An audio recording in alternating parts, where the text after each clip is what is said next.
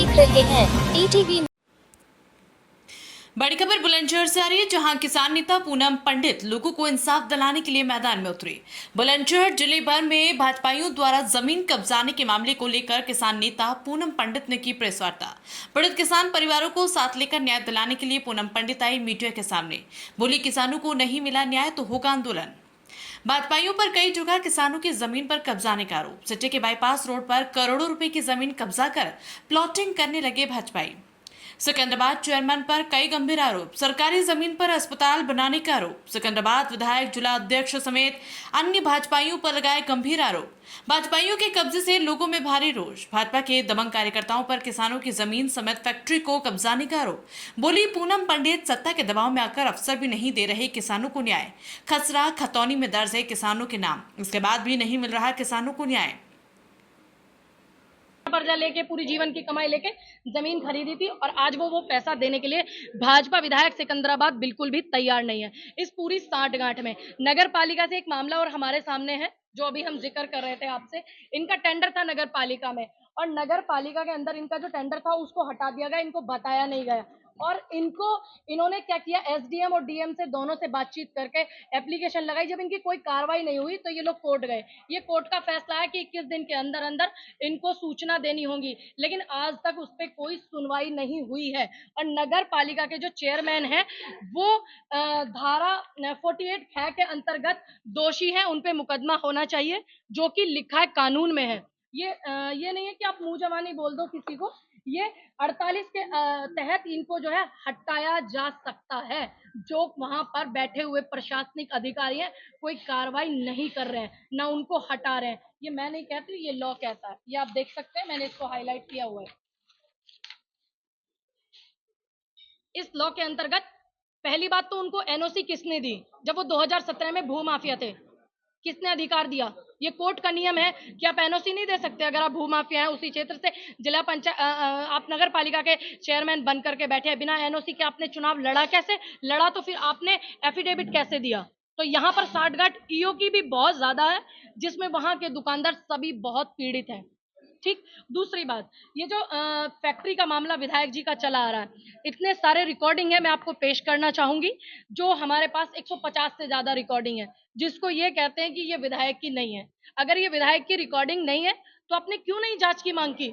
मैं तो कह रही हूँ जांच की मांग कीजिए आप। अगर मैं चाहूं तो आपको सुनवा भी सकती हूँ तमाम रिकॉर्डिंग।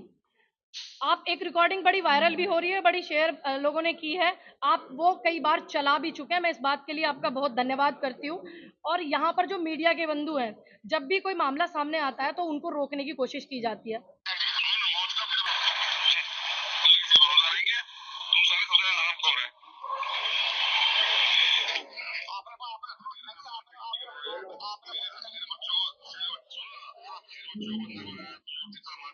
तेरे बच्चों को बंधक बनाया, तुझे पीटा, तेरे साथ सही हुआ। ये विधायक जी के शब्द हैं और ये विधायक जी की आवाज है, मैं दावे के साथ कह सकती हूँ। अगर विधायक जी को अपनी इस बात पे कोई आपत्ति है तो वो कोर्ट जाए, फॉरेंसिक जांच कराएं। और यहाँ पर एक बात और सामने क्लियर कर दूं, क्योंकि बहुत सारी परिस्थितियां इंसान अक्सर नहीं रह पाता, लेकिन अगर अब इन्होंने इस तरीके की हरकत की तो अपनी हरकतों से ये बाज नहीं आए तो ध्यान रखिएगा, पूरे बुलंदशहर में ही नहीं, पूरे इस बात को पूरे देश में भी उठाया जाएगा। और इस चीज से आप ये मत सोचिएगा कि आप बड़े फेमस हो जाएंगे, प्रसिद्ध हो जाएंगे, है ना। आप मुंह काले के लिए अपना फेमस होंगे। अगर आपको किसी चीज से कोई दिक्कत है तो आप कोर्ट जाइए। कोर्ट क्यों नहीं जाते हैं? मुख्यमंत्री जी जीरो टॉलरेंस की बात। बुलडोजर चलाएंगे। आप देखिए, ये हमारे विक्टिम बैठे हुए हैं भाई हमारे, इन्होंने उप मुख्यमंत्री और मुख्यमंत्री दोनों को ही निवेदन किया और दोनों की ये स्लिप है। आप देखिए, ये सरकारी उत्तर प्रदेश सरकार की स्लिप है, जिन्होंने इन्होंने बड़ी रिक्वेस्ट किया मिलने के लिए और इन्होंने पोर्टल पे अपनी रिपोर्ट भी दर्ज की, कोई कार्रवाई नहीं हुई। तो कब चलेगा सिकंदराबाद विधायक के यहाँ पर बुलडोजर? दूसरी बात, जब सिकंदराबाद विधायक चुनाव लड़े थे, क्या उनकी आर्थिक स्थिति थी? मैं मानती हूँ कि पार्टियां मदद करती हैं, जो गरीब प्रत्याशी होता है उसकी मदद की जाती है। चुनाव के दौरान मेरे पास एक 50 मिनट की ऐसी रिकॉर्डिंग है जो सिकंदराबाद चेयरमैन की भी है, जिसमें वो अपने पैसों का जिक्र कर रहे हैं कि मैं ऐसे ही नहीं चेयरमैन बना हूं, ऐसे ही टिकट नहीं लेकर के आया हूं, मैंने 1 CR खर्च किया है टिकट लाने के लिए, मैंने उसके मुंह पे फेंक के मारा है। 50 मिनट की रिकॉर्डिंग है, आप सुनना पसंद करेंगे तो जब दिल करेगा आपका सुनाया जाएगा। उधर विधायक ने चुनाव लड़ा, जनता जब सिकंदराबाद की किसी को भी ला करके ए, आपने क्या किया? आज तक जितनी पार्टियां सभी ने लोकल कैंडिडेट वहां पर दिए हैं। सिकंदराबाद में भाजपा ने आपको क्या दिया? लोगों ने वोट दिया, पूरा का पूरा चुनाव सिकंदराबाद विधायक लड़े योगी जी और मोदी जी के नाम पर। ठीक, उनका अपना वर्चस्व क्या है? जब उनका टिकट हुआ, हम और आप तो उनको तब जानने लगे, कोई जानता ही नहीं था। लेकिन अगर आपने जनता ने वहां की आपको वोट दे करके बना दिया, तो क्या आप उसी जनता को लूटने का काम करेंगे? अब ये राम नाम की लूट तो है नहीं जो आप लूट सकें तो लूट।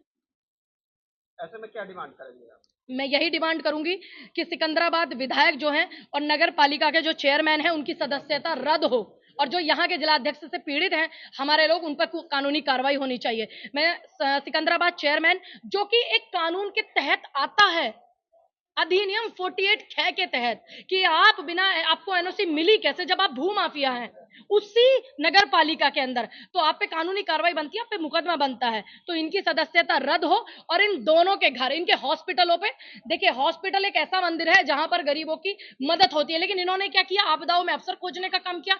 इनके हॉस्पिटल और इनके घर पर बुलडोजर कब चलेगा? और ईडी सीबीआई की इनकी जांच होनी चाहिए, विधायक की भी और नगर पालिका के चेयरमैन की। हम लोग ये उम्मीद करके, और इनके जो जिलाध्यक्ष हैं इनकी भी, क्योंकि अगर 4 विधायक, 5 विधायक, 6 विधायक, 7 विधायक अगर हैं किसी सत्ता के, तो वो जिला अध्यक्ष के अंतर्गत ही आते हैं कहीं ना कहीं। तो मैं जानती हूँ मेरे लोकसभा सांसद जो हैं वो इसमें बिल्कुल इन्वॉल्व नहीं होंगे, क्योंकि मेरी उनसे कल रात ही बात हुई थी, तो मैंने उनको सारा वाक्य बताया।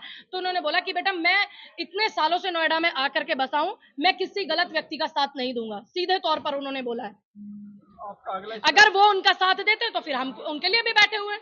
अगला स्टेप क्या होगा? अगला स्टेप हमारा ये होगा कि नगर पालिका पर धरना होगा, अगर किए हुए हैं।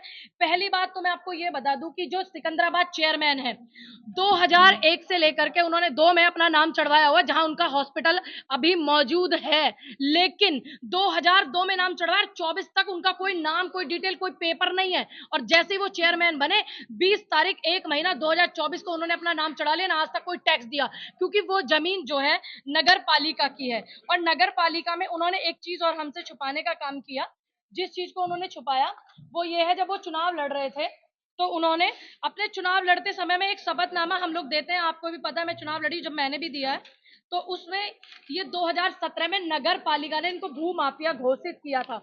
ये देखिए आप, ये यहाँ पर आप देख सकते हैं, ये भू माफिया की घोषित किया था इन्हें 2017 में, और आज उसी चेयरमैन, उसी नगर पालिका के अध्यक्ष बन करके बैठे हुए हैं सिकंदराबाद चेयरमैन। ठीक है। और दूसरी बात, इन्होंने जब चुनाव लड़ा तो अपना जो एक हम शपथ पत्र, हलफनामा जिसको बोल देते हैं, वो पेश करते हैं। इन्होंने अपने पूरे के पूरे ये हलफनामे में कहीं जिक्र नहीं किया कि ये 2017 के जो है भू माफिया घोषित किए गए हैं सिकंदराबाद से, जिस नगर पालिका में ये आज बैठे हुए हैं। और इसमें ईओ जो है, उन्होंने भी इस चीज का जिक्र नहीं किया कहीं पर। और मैं बता दूंगी, ईओ जो है उनको कहना चाहती हूँ कि नगर पालिका पर अगला धरना होगा अगर उन्होंने आगे से ऐसा किया, क्योंकि सिकंदराबाद में हजारों दुकान जो है उनके घर के बाहर से स्लैब तोड़ दी गई है, नाली तोड़ दी गई है। पहले नाली बंद थी और आज खुलेआम मल और गोबर बहता है। लेकिन सिकंदराबाद चेयरमैन जो नगर पालिका के, ना उनके भाई ना उनके हॉस्पिटल से कुछ भी ऐसी चीजें नहीं हुई हैं जो अवैध है। उन्होंने तो नगर पालिका की जमीन के ऊपर अपनी दुकान बनाई हुई है, और दनकौर में नगर पालिका की जमीन पर कब्जा किया हुआ है, जिसके सबूत भी हमारे पास है। और जहां ये हॉस्पिटल मैं आपको बता रही हूँ, ये हॉस्पिटल जो है सरकारी उस जमीन पर है जहां पर महिला अस्पताल जो है बनाने के लिए सरकारी जमीन जो छोड़ी गई थी, ये महिला अस्पताल की जो है। और गाटा नंबर 1581 पर भी चेयरमैन का कब्जा है, दनकौर तिराहे पर। देखिए, ये आरटीआई की रिपोर्ट है, ये देख सकते हैं आप, इस पे भी कब्जा किया हुआ है।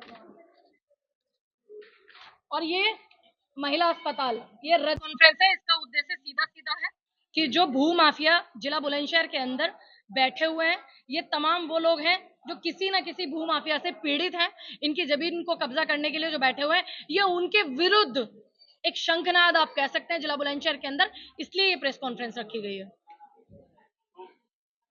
और जो है आप बताइए कि आप किस किस से पीड़ित हैं और किस विषय में पीड़ित हैं, बताइए अंकल। हाँ, कैसे भी बता दीजिए, ऐसे बैठ के चाहे खड़े हो गए, बैठ के बता दीजिए। इनके जो रिश्तेदार हैं उन्होंने बेच दी थी अपनी जमीन। ये पंकज जी हैं, होशियार जी हैं, हेमंत जी हैं, इन्होंने अपनी जमीन बेच दी थी। और जिसको जमीन बेची वो भूवेश जी, रविंद्र जी हैं, जिनको जमीन बेची।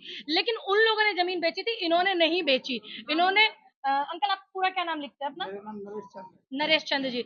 लेकिन उसी जमीन की आड़ में इनकी जमीन पे कब्जा करने का काम किया जा रहा है, जिसके पूरे के पूरे सबूत ये अंकल लेकर के आए हुए हैं। दिखाइए ठीक, तो आप अंकल एक बार दिखा दीजिए। ये हमारी खतौनी है जिसमें हमारे नाम दर्ज है। इस खतौनी में हम काबिज हैं, ये हमारे खतौनी का खतरा है। सब कुछ इनके नाम पे, लेकिन इन भूमाफियाओं ने ये इनकी जमीन खेत पे नंबर आड़ में कब्जा कर लिया पूरा है। नंबर 1 हमारा है और ये हमारे पूरे लगे हुए हैं सर। तो ये पूरा नंबर 1 नीले रंग का हमारा है और ये 2 नंबर पूरा गुलाबी रंग का हमारे दूसरे कुर्मा के लोग हैं जिन्होंने भूमाफिया और रविंद्र प्रजापति को जमीन बेच दी है। मगर इन लोगों ने इसके साथ साथ में पहले हमारी जमीन पर कब्जा किया। 8 जून से 12-15 जून तक खनन किया, पूरी जमीन पर मिट्टी से भराव कर दिया रातों रात। और ये नक्शा है, मुझे दीजिए। 30 अगस्त को 30 जून को इन्होंने जमीन पर हमारे ईंट मीट लगा के दबाई लगाई है। फिर हमने पुलिस बुलवाई, पुलिस भी कहती है कि हम नहीं रोक सकते। हमने 112 नंबर गाड़ी बुलवाई तो भी पुलिस कहती है कि हम नहीं रोक सकते। जमीन कितनी? जमीन हमारा 3 बीघे 1900 हेक्टेयर जमीन हमारा पूरा नंबर 1 है। और इन लोगों ने रातों रात 4-5 दिन बाद फिर ईंट और इंटरलॉकिंग लगाकर हमारे पूरे